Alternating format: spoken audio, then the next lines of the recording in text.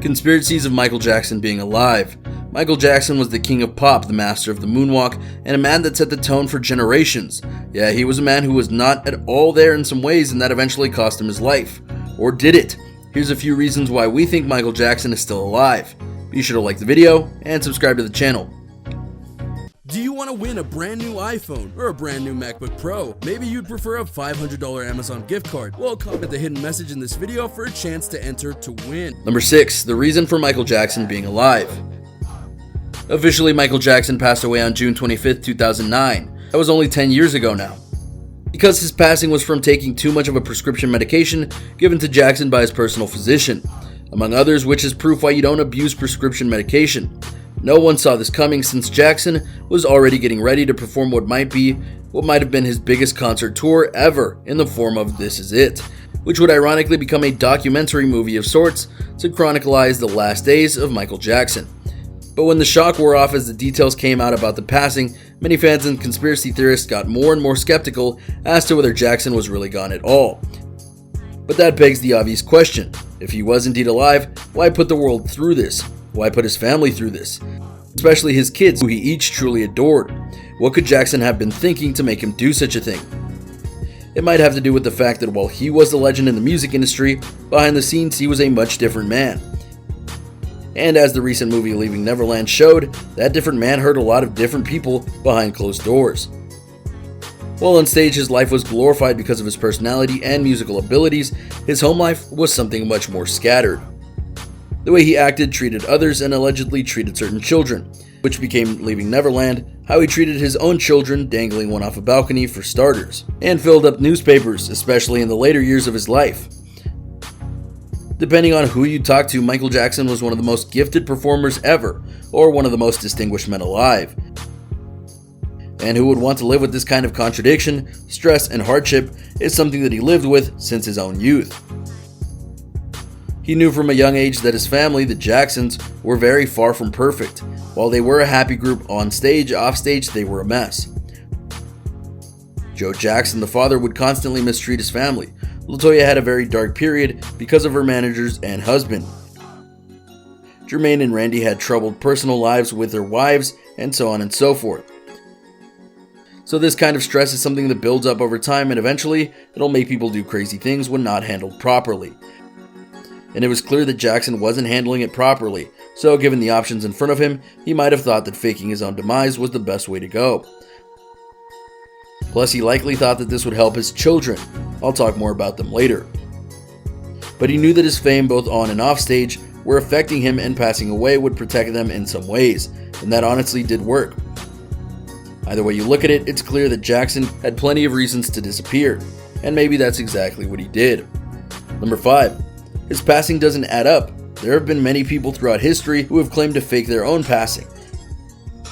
But the reason some of these theories persist is that there are clues and bits of information that honestly make people think that they're still alive. And Michael Jackson's definitely had that. Let's start at the beginning. How was Michael Jackson discovered to be deceased? Through his personal physician, Conrad Murray. It was Murray's testimony that painted the picture for what happened to Jackson. According to Murray, he went to check on Jackson when he didn't come out of his room at his place in the morning. He was supposed to be rehearsing for his This Is It tour, but despite a great practice the previous morning, Jackson didn't come out of the room. When Murray entered the room, he claimed that Jackson was near lifeless. His body was warm and he had a pulse, but he wasn't moving or responding, and so he went and performed CPR on Jackson. He did this for about 10 minutes before getting help. But by the time the ambulances arrived, Jackson had been in that state for about 30 minutes.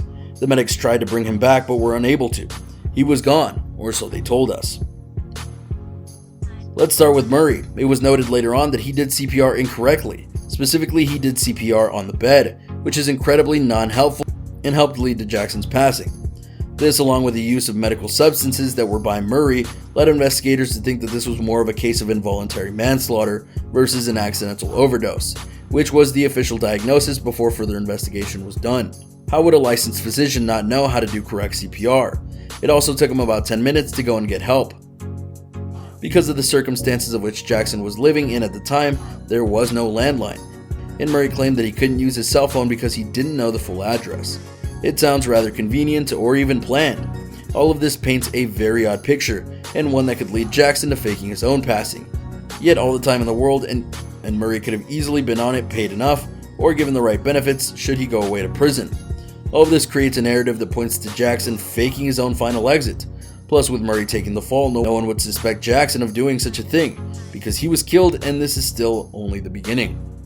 Number 4, his funeral. For another big clue as to why Michael Jackson might still be alive, let's look at his funeral and the circumstances surrounding it. During the memorial, Marlon Jackson, who was the 6th child of the Jackson family and brother to Michael, noted, "Maybe not Michael that will leave you alone."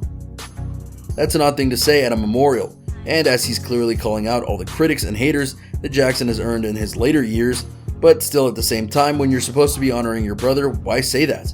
And why use the phrase, "leave you alone"? That implies you're still able to be left alone. Then there's the fact that his body is in a $25,000 solid bronze casket in the Holy Terrace section of the Great Mausoleum. Why is that important? Because of the placement of the caskets. It's in a spot where no one can get to it without serious clearance. Not even the family can go and see the casket unless a great circumstance is presented. Now on the surface this seems fine.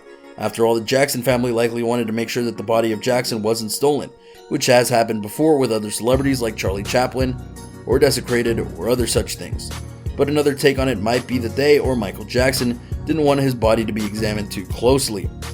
As any magician would tell you, the greatest trick of a performer is sleight of hand, and Michael Jackson definitely knew this, by his many performances. So why not stage a grand ceremony, one so lavish that they make you think that you're gone, and then you just disappear into the next. Plus, if no one can see the body, they can examine it themselves and determine whether it's real or not. Finally, on this particular topic, if you look at the death certificate of Michael Jackson, you'll see that it reads Michael Joseph Jackson. There's a problem with that. Mainly, Michael's middle name was Joe, not Joseph.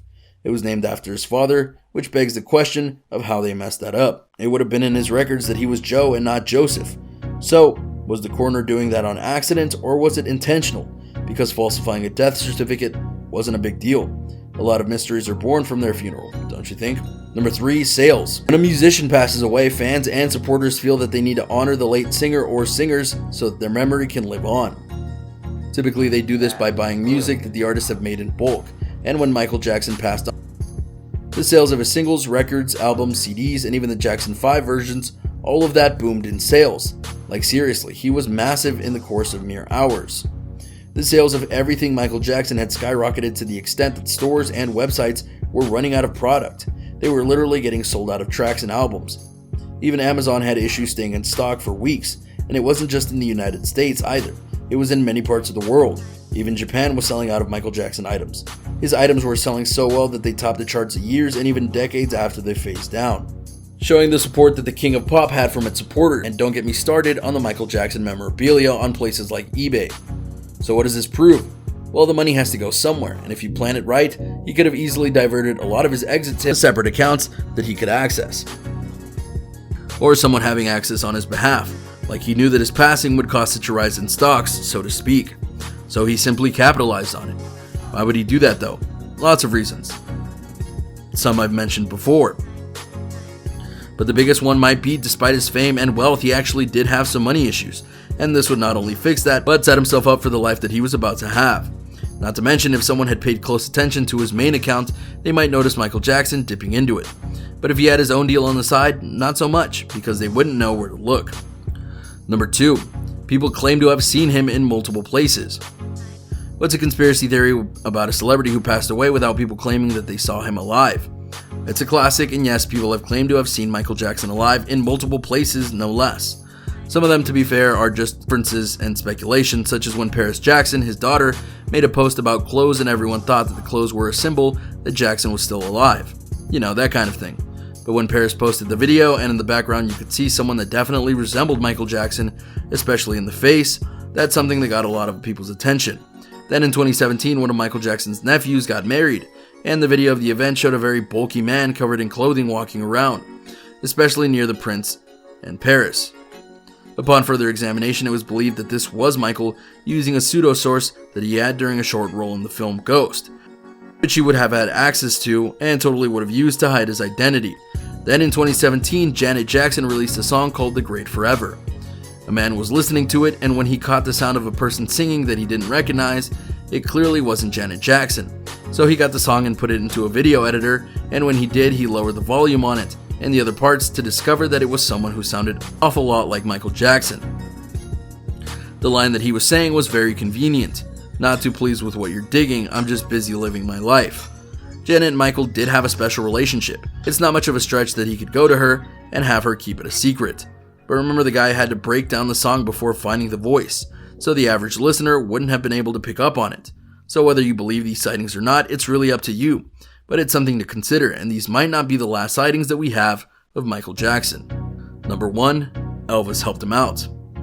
No, I'm serious here. One of the most ironic things in the music industry was that the king of rock, Elvis Presley, had a daughter who would later go on to marry Michael Jackson. It was a match made in heaven until it wasn't. But that doesn't mean that Elvis and Michael weren't close. Elvis also passed under mysterious circumstances and had an equally similar odd demise, leaving many to believe that he was in fact alive the whole time, including clues being dropped at his funeral. Sounds similar, and so he felt that he could get away with it. Some speculate that he went to his son-in-law and saw his own struggles and offered him the same way out that he took. Elvis was nice like that, truly, and if Elvis could get away with it, why not Michael? All it would take is planning, timing, and the nerve to do it, and Michael did have that. And so there you have it, some proof that Michael Jackson might still be alive. Which of these points do you think were the most compelling? Also, which do you feel need more evidence? Let me know in the comments down below. Be sure to subscribe, and I'll see you next time on the channel.